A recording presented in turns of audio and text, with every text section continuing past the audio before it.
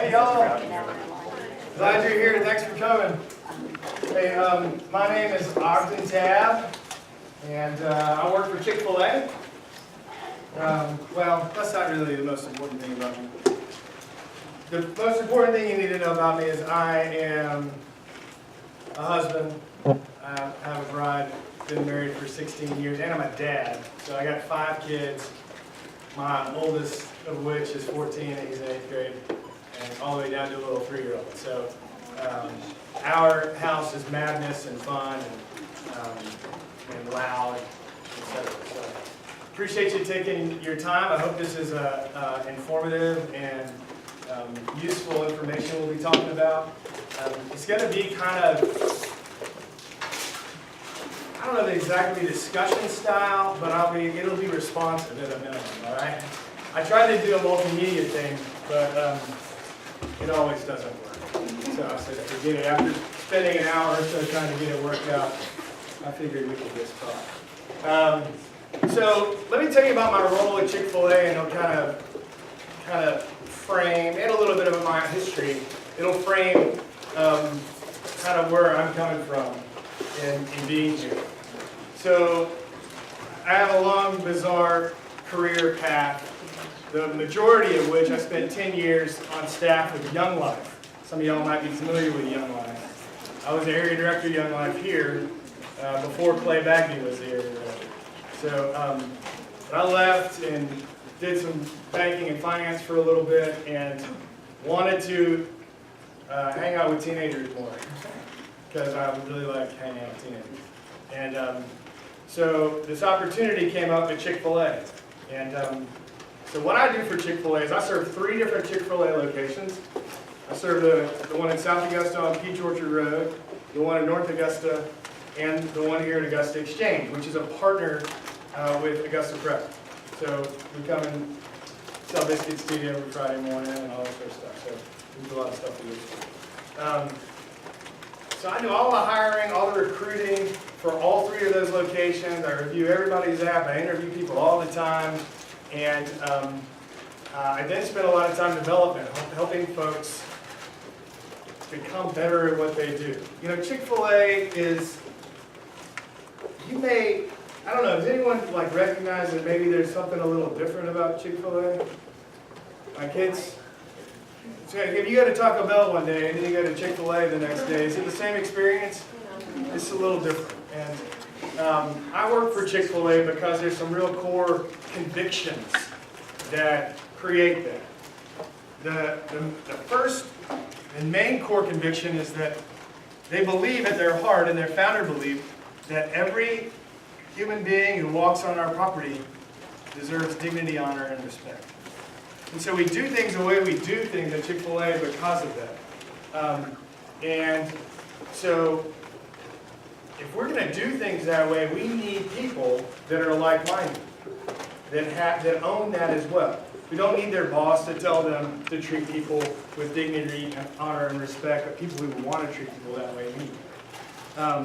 So, needless to say, I interview a lot of people, I receive a lot of applications, and it's become really clear there's a lot of misinformation about what it takes to get your first job. And so, what I want to do is try and set you up with just some nuggets of things that I've experienced. You're welcome. Intended. Some nuggets that you can take with you and grow, and maybe a strip here or there that can really take that. All right. So here is the big mantra I want you to know. This is a theme. Every good corporation abides by this principle when it comes to hiring people. All right? And it'll be kind of an overriding theme throughout our discussion today. That is, first, who? Then, why? When you take business classes in college, thank you. I guarantee you'll read a book by a guy named Tim Collins. It's called Good to Great. It's like standard, have to read it in your business classes. This is a principle that he found to be true of all high-performing companies. When they hire people, they say first who, then, not why, then what. So the point here is that the employer is looking to hire cares about who you are more than what you do, right? If there's going to be a company that's looking to hire teenagers, like, they don't care about your experience. They really don't. I mean, why would they? You don't have any experience. I mean, how many of you right now have never had a job before? Never had a job before? It looks like maybe the majority of you, right at a little over 50%. How many of you are looking to get your first job maybe this summer? Are y'all looking to get maybe your first job this summer? Maybe thinking about it. My dad's telling me I probably should, something like that.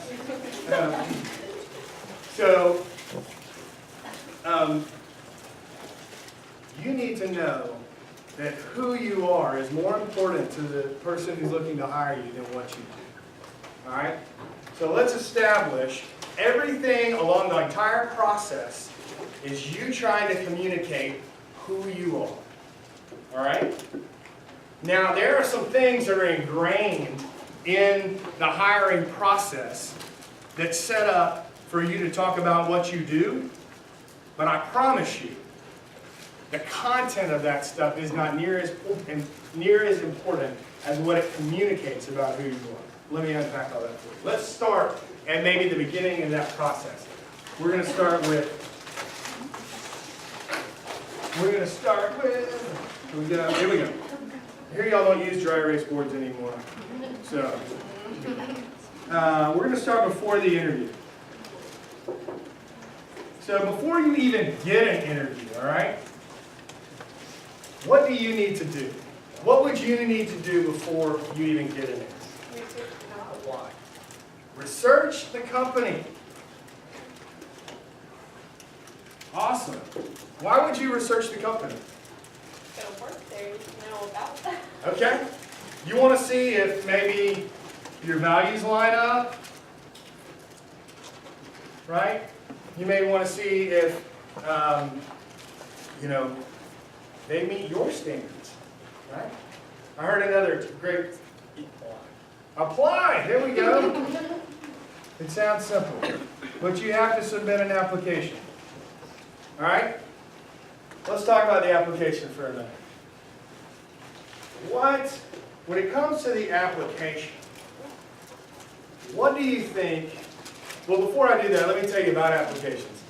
Fewer and fewer places are using paper applications. Most places are going electronic. And the big reason for that is, well, not only are you able to cast a wider net and get more applicants in, but also it helps once you get somebody in, all the paperwork we can take care of online as well. So, there's a couple of websites where you can go and create a profile and upload a resume or something like that, and then you can apply to various jobs. One that I use a lot is called Snagajob. You go to snagajob.com, all right? And you create a profile. Another one's called Zippy App. Another one's called Indeed, all right? And then you can look for various types of jobs, and you can apply. You can go on Snagajob and apply for 30 different jobs pretty simply without having to recreate and rekey in your address and your email address and all that information. You can do that once. It makes it kind of nice. All right, so you submit the application. What do you think that the employer is looking for in your application? Like you get involved. Okay, so involvement. All right, what else might they be looking for? Your interest level, like you're interested in this job, you're enthusiastic about it. Okay. How would they be able to get that from the application? I'm thinking college essays here. Pardon me? You're thinking college? Yeah. Detail, effort. What was that? Detail in the application, effort. Detail, effort. Exactly. I want to settle on this a little bit. This is exactly where I want to go. these things are good, and they tell us some things. I'm going to lump these together under a term called content. And there is some importance to the content of your application, but it's not near as important as you think it is. What I honestly look at more than anything when I review an application, and I tell you, I review 100 applications a week. All right? What I care about, complete sentences, punctuation, spelling. I don't really care what it says. All right? I can't tell you how many applications I review and the answers are written like I got it in a text message. At the end of it, it says L8R. You know, no capitalization. You know, this sort of stuff matters. It shows how professional you think it takes to get this job. All right? It shows a level of intelligence. All right? So, here's another one. Do you complete it?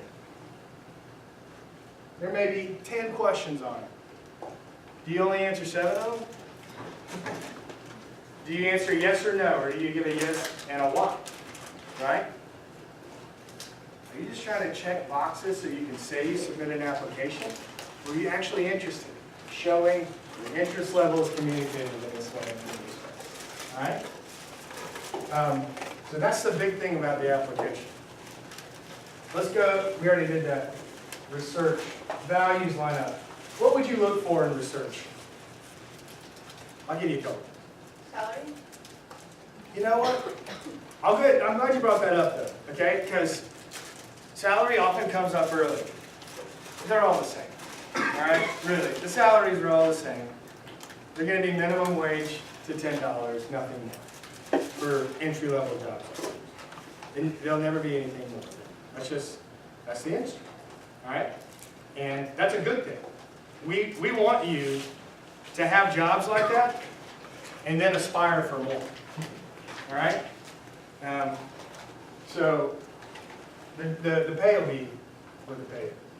What I want you to look up is things like the mission statement. I want you to know where their corporate headquarters are. Just go get a corporate fact sheet for the company you're applying for. All right? You can go to Wikipedia and just look at it real quick. Remember 3 or 4 things about it? Oh, Chick-fil-A. Started in 1967 in Hayesville, Georgia, outside south of Atlanta, by Truett Cathy, and they want to be stewards of all that God's entrusted to them. And make every guest experience with Chick-fil-A add value. All right? You know.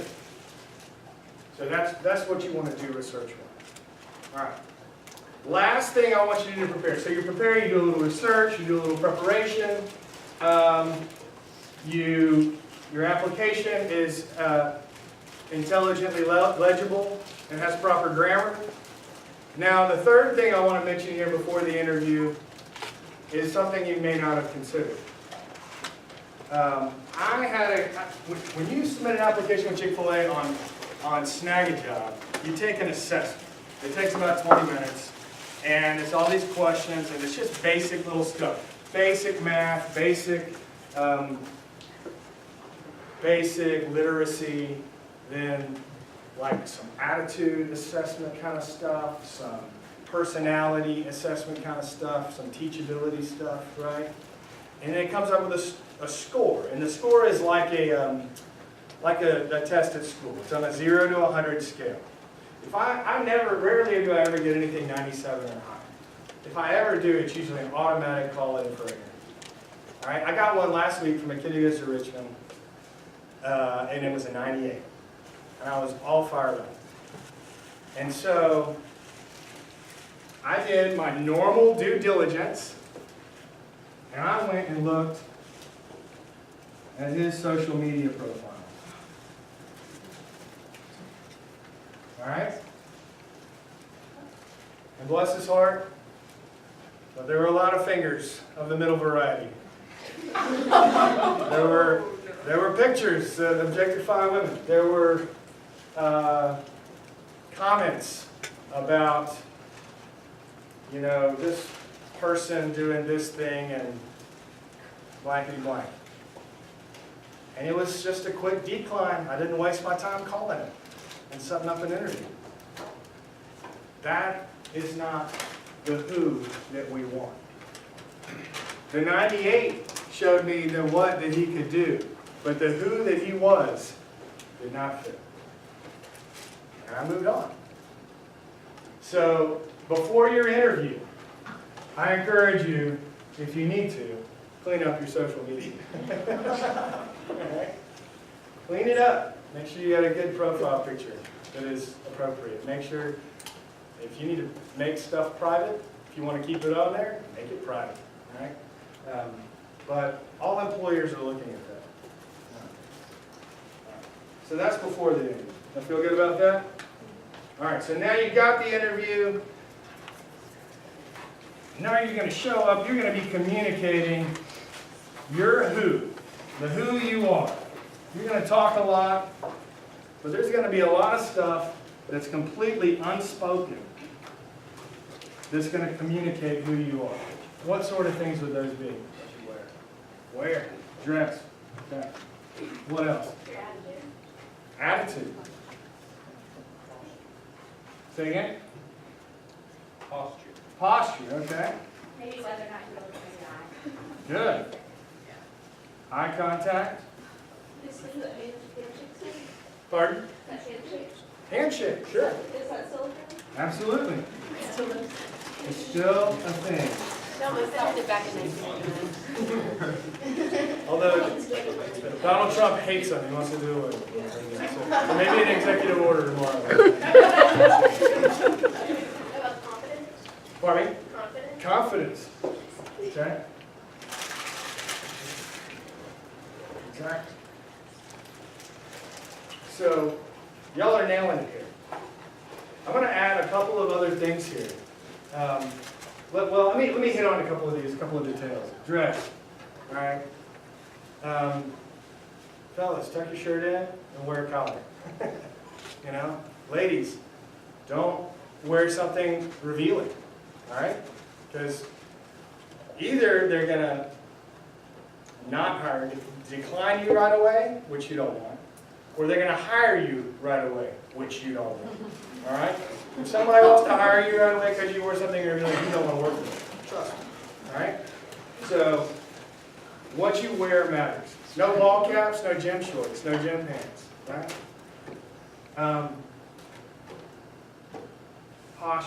Eye contact is huge, and I'll talk about that a little bit more in a minute. But the reason it's such a big deal is eye contact does two things. First, it communicates that the person you look in the eye, that they're important. All right? If you want to communicate that you don't give a rip about somebody, don't ever look in the eye. That'll take care of it. All right? The second thing it does is it communicates this here. The other reason somebody wouldn't look you in the eye is because they don't like themselves very much. All right? And them letting you look, them letting them look you in the eye makes them vulnerable. Okay? So eye contact's huge. Handshake. If you don't know how to do it, ask a friend. Come on. We can shake hands. Couple other things I want to bring up here, the unspoken. No phones at an interview. Okay? I have fun in interviews, all right? And one thing I really enjoy is to create some really awkward silence.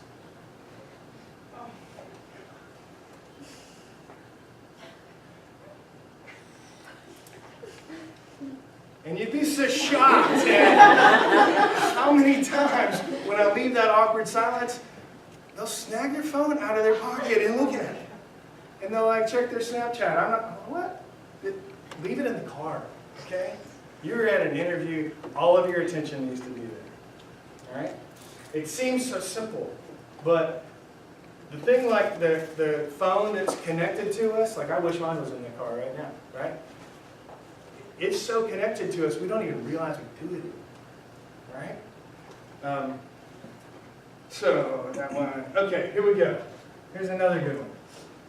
Be positive. I think this goes back to, somebody said attitude earlier. All right, a common question you'll get at an interview is, so tell me about an obstacle you overcome. If you spend the next 5 minutes talking about how such and such coach did this and this because he likes this person better than me and it's just not fair and he just wants to do me wrong, I got no interest in that. All right? Because what you're communicating to me is that you have a victim mentality. You're communicating to me that you cause drama. You communicate to me that you talk about people behind their back. All right? And I don't want to hire people like that because I care about who you are. All right?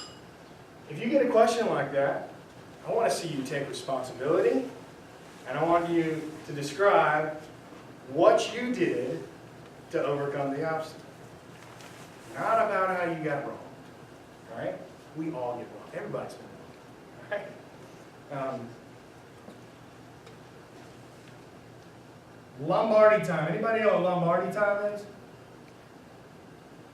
Anybody know who Lombardi is? Vince Lombardi, famous football coach, right? Way back in the 60s. And he had something called Lombardi time. He told his team, 5 minutes early is on time is late. When you go to interview, you are on Lombardi time. All right? Be early. Be early. The last one I'm going to add here is going to seem a little counterintuitive because of this up here. And that is, bring a resume. Again, kind of like your application, I don't really care what's on your resume. I don't care what clubs you're in. I don't care what your GPA is. I care about two things. I care about, did this person think this job was important enough to take the time to prepare a resume? And when they did they use good grammar, punctuation, and spelling? For real. That's all I care about. And what I do is I keep a matrix where I have all these different factors that I'm considering about whether or not to call somebody back for another interview or to hire someone. And one of those columns on that matrix is resume. And the only thing I'll put in that column is yes or no. All right? And I'll filter by that column, Z to A, and all the yeses go to the top. So not bringing a resume will not disqualify you from a job, but bringing a resume can take you over the top. You follow me? Little stuff like that. All right, so these are kind of your interview unspokens.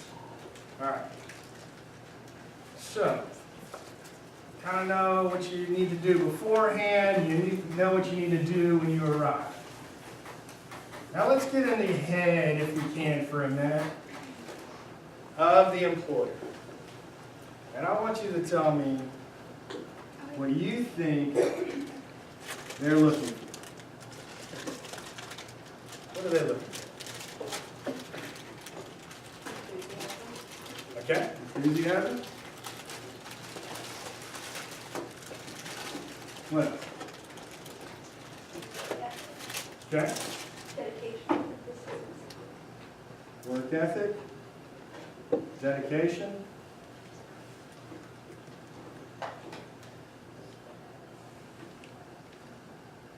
Organization. Okay.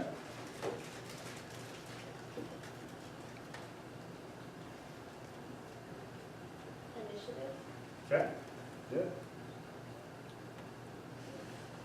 I always forget that little I there. Initiative. Consistency. Okay. Okay. Consistency.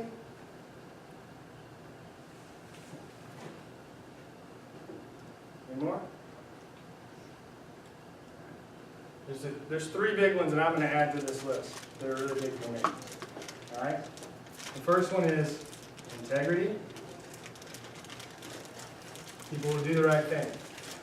I'm going to trust you with a drawer full of cash. I need to know you're going to do the right thing. All right?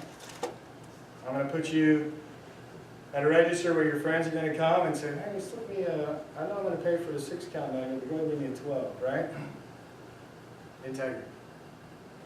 I want to be able to trust that. The second one is dependability.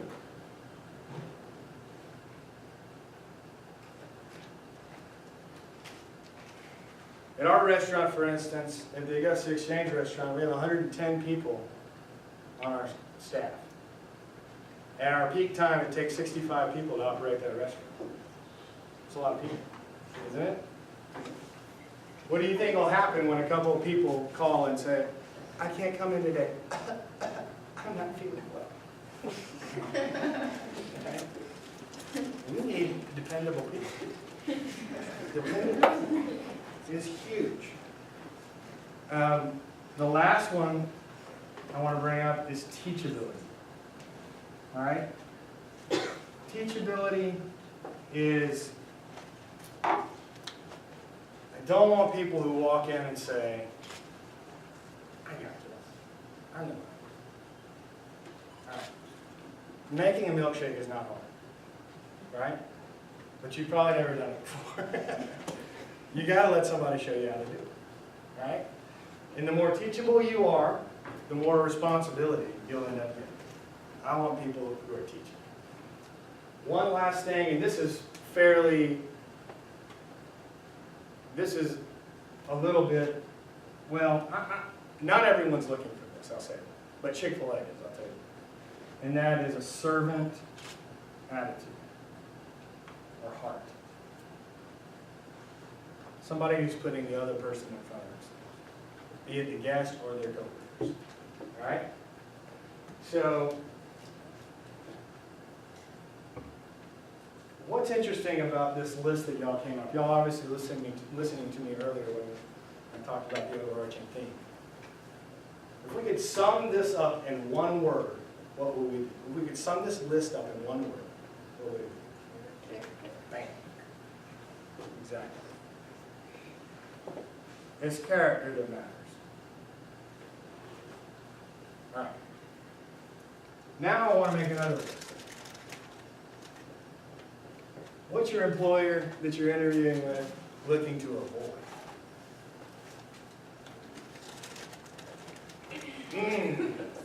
You went out on a limb there. Bad character. All right. This way. Okay. Yeah. They're looking. They want to avoid late people, late folks. All right. Who else they want to avoid? What do we want to avoid? Pardon me?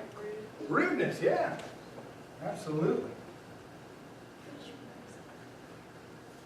You're going to get a job in the service sector of some sort if you get a job as a teenager. If you're serving people, they don't want to hire not nice people. They want nice people. Okay? They want to avoid rude people. What do we want to avoid? Okay. Easily distracted.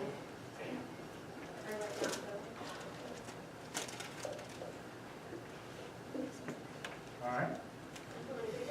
Pardon me? Unmotivated. Okay.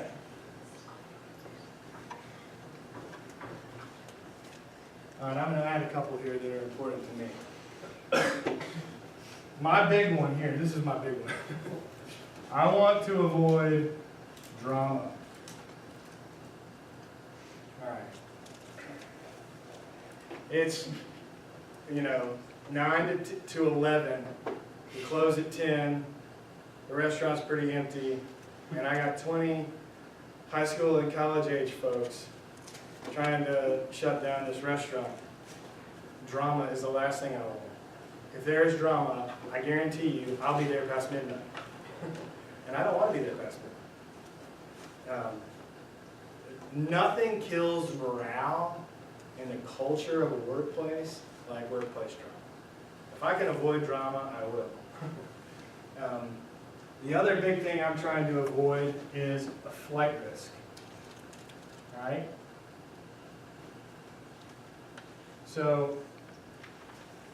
We spend a lot in training and onboarding folks, even in the recruiting and hiring phase, right? And it costs me $3,300 to replace somebody every time somebody leaves.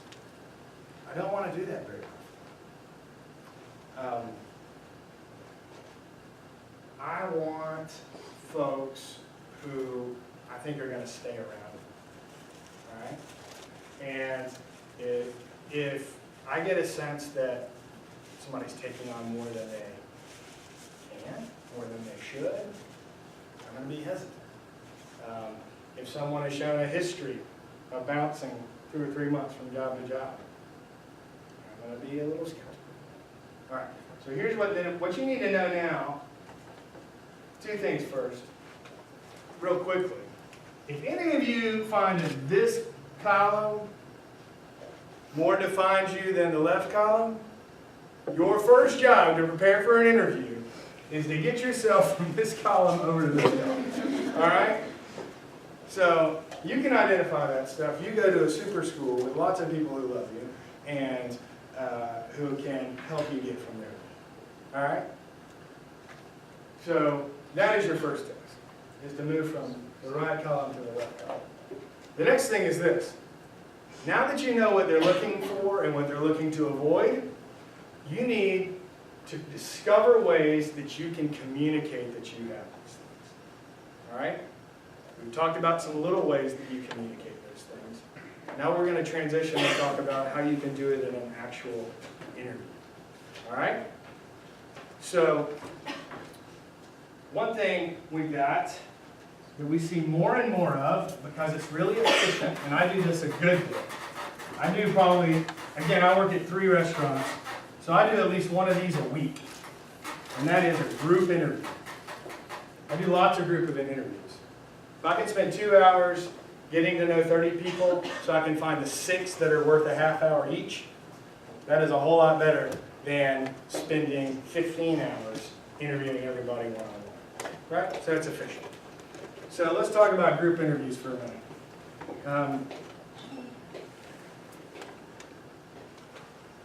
Have any of you had experience with group interviews?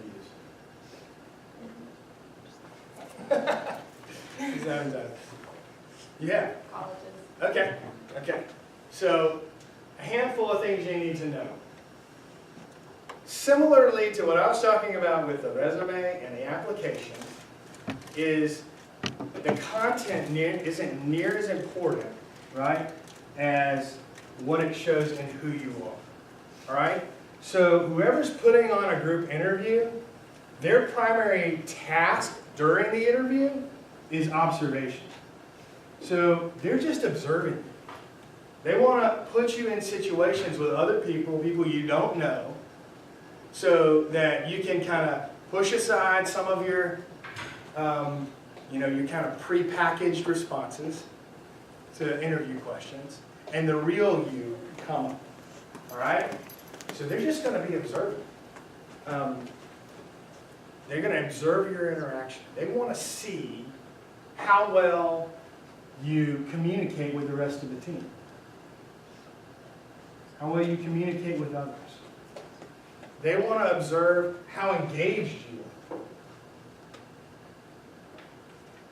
All right, one of the silly things I do is, it's time to go? Look at me. All right, sorry about that. I didn't look at my clock. I just stayed rolling. The point here is, they want you to be engaged, they want your leadership, willingness to try things, and an attempt to sift through this facade, lay you, SU, and take a chance. So, that's the rest of it. So, anyway, hopefully this is helpful. We got you up to the group interview. Thanks for coming. I hope you enjoyed your chicken.